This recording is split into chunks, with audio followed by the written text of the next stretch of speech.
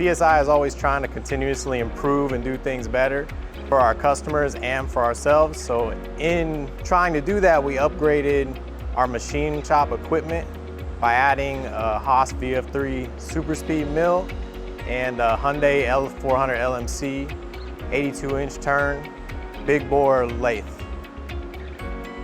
Owners were on board, management was on board, everybody was excited. So basically I was approached and said, we're ready to upgrade this. We need to find something that has this, something that doesn't lower our capabilities but increases it. So from that point it was just a search and a lot of calls of different people with machines. Me and my boss, we flew out to New Jersey. We went and looked at one, and that's the one we brought back. There weren't a whole lot of options.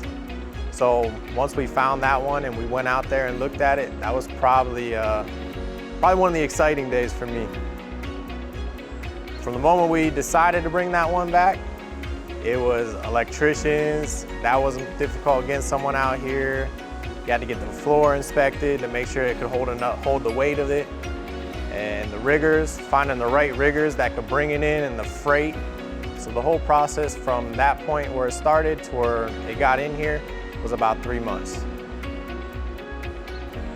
For us, it started about 5 o'clock. We started cleaning up and moving a bunch of stuff out of there and moving things around. What we thought would be enough room didn't end up being enough room, but moved a bunch of stuff out the way, and about 7:30, 8 o'clock, they rolled in here with the machine and they started jacking up the old ones, which just sprayed oil everywhere. So that itself was a stressful thing to deal with for me because you can't set the new machine down on oil, obviously.